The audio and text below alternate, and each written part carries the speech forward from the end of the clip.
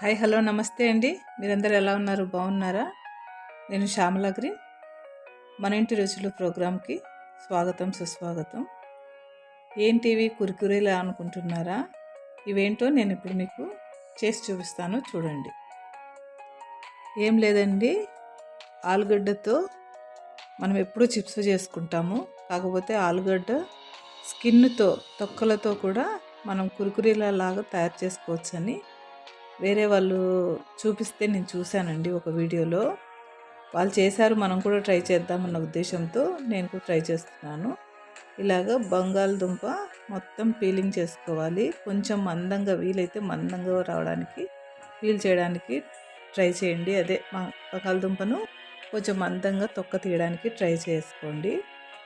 అంతకన్నా ముందు బంగాళదుంపను ఒక 2 సార్లు శుభ్రంగా వాటర్లో తొక్కతో పాటు క్లీన్ చేసుకోవాలి. తర్వాత ఇలాగ బంగాళదుంప తొక్క మొత్తము కొద్దిగా మందంగా వచ్చేలాగా మనం వాటర్లో తీసుకోవాలి.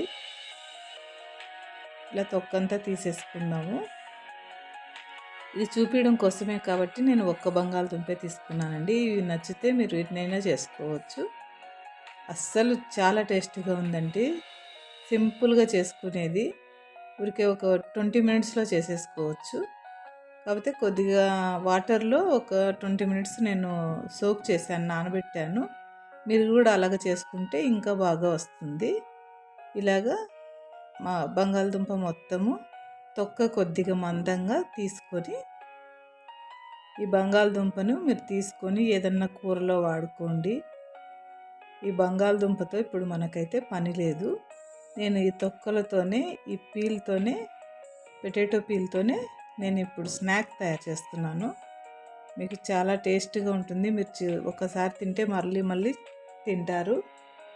ఈ బంగాళదుంప పీల్ ఇలాగా తీసుకునే దాన్ని కూడా బాగా ఒక రోజంతా నానబెట్టి కూడా వాటర్తో పాటు మల్లె చెట్లకు వేస్తే మల్లె చెట్లు సూపర్గా వస్తాయి.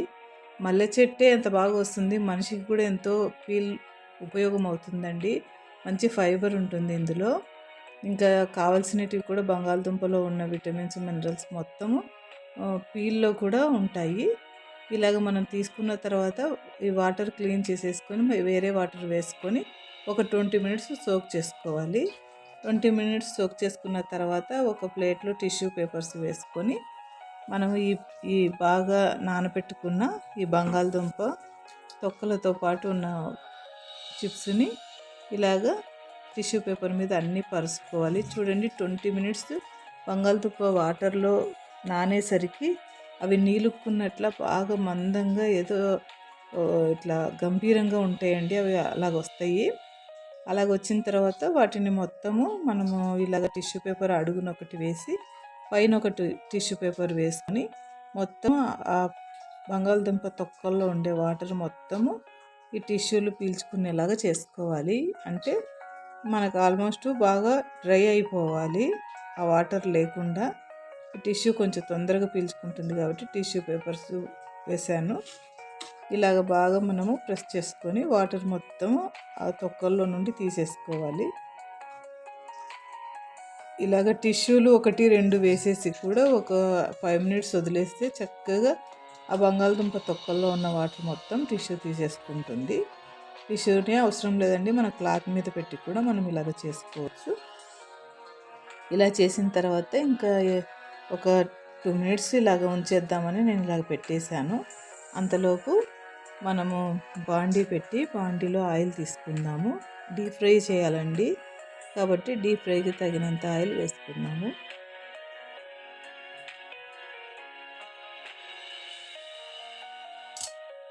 చూడండి, ఇప్పుడు ఒక 2 మినిట్స్ అయ్యేసరికి చక్కగా ఈ తొక్కల్లో ఉన్న వాటర్ మొత్తం టిష్యూ తీసేసుకుంది. కొద్దిగా ఆయిల్ వేడైన తర్వాత సిమ్లో పెట్టుకొని, ఫస్ట్ ఆయిల్ వేడైన తర్వాత సిమ్లో పెట్టుకొని సిమ్లోనే వీటిని వేపుకోవాలండి.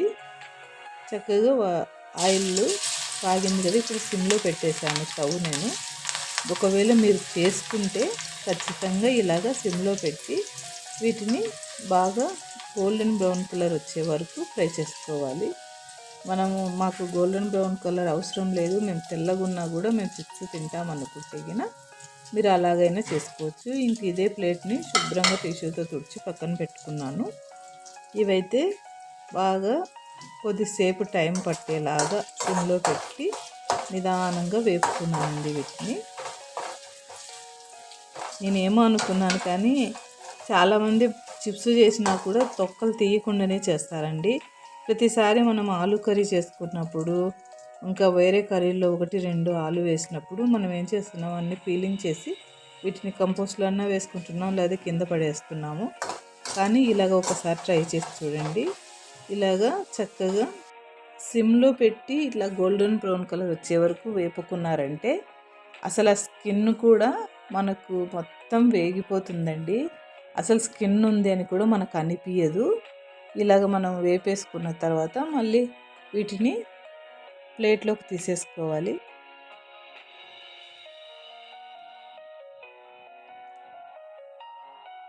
ఇప్పుడు మనము వీటిని ఆయిల్ లేకుండా నెమ్మదిగా ఆయిల్ మొత్తం ఒడిసేలాగా ఇట్లా గరిటెతో, చిల్లుల గరిటెతో మనము వీటిని మొత్తము ప్లేట్లోకి తీసేసుకుందాము.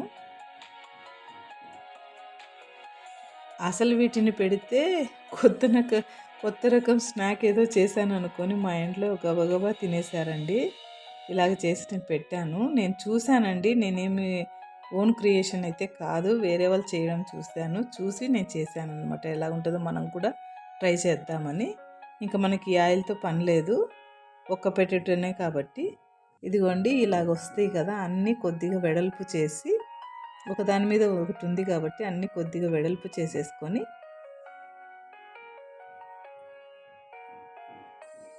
వీటికి కొంచెం మసాలా వేద్దాము. చిల్లీ పౌడర్ అండి, మామూలుగా మనం ఇంట్లో కూరకి వేసుకునే కారం పౌడరే. కొద్దిగా లైట్గా చల్లుకొని, కొద్దిగా సాల్ట్ కూడా మరీ ఎక్కువ వేసుకోకండి, కొద్దిగా వేసుకోవాలి. బాగా మంచి టేస్ట్ ఉంటాయి. ఈ 2 వేసుకున్నా పర్వాలేదు, కానీ మీ దగ్గర చాట్ మసాలా లేకున్నా పర్లేదు. చాట్ మసాలా ఉంటే మటు ఖచ్చితంగా వేసుకోండి, భలే మంచి టేస్ట్ ఇస్తుంది. దీనికి మొత్తానికి ఇలాగా వీటి మీద చల్లేసుకొని మొత్తం అంతా ఇంకా చిన్న స్పూన్తో వీటిని చెదిరిపోకుండా కలుపుకోవాలండి. చాట్ మసాలా కొద్దిగా వేసుకుందాం, బాగుంటుంది.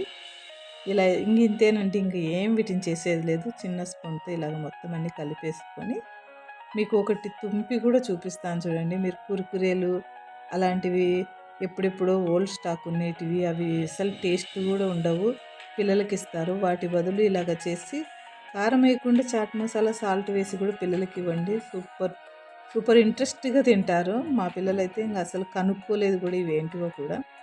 బాగుంది కొత్త రకం స్నాక్ అని వేశారు. నేను చూపిస్తాను మీకు తుప్పి. మీకు విచిత్రంగా అనిపించచ్చు, కానీ చాలా వెజిటేబుల్స్లో మనకి పీలింగ్లోనే చాలా మంచి విటమిన్స్, మినరల్స్ ఉంటాయి. చూసారా, నేను తుంపుతుంటే ఊరికి ఈజీగా విరిగిపోతుంది, అంత బాగా క్రిస్పీగా ఉంటాయి. ఖచ్చితంగా ఈ స్నాక్ని మీరు కూడా ట్రై చేయండి. చేసుకొని తిని చూసి కామెంట్ ద్వారా ఎలాగుందో నాకు తెలియపరచండి. లైక్ చేయండి, షేర్ చేయండి, సబ్స్క్రైబ్ చేసుకోవడం మర్చిపోకండి. మరెన్నో ఇంట్రెస్టింగ్ వీడియోలు చూడడం కోసం నా ఛానల్ను సబ్స్క్రైబ్ చేసుకోండి. ప్రతి ఒక్కరికి షేర్ చేయండి. మీరు నన్ను ఎంతో ఆదరిస్తున్నారు. Thank you for watching.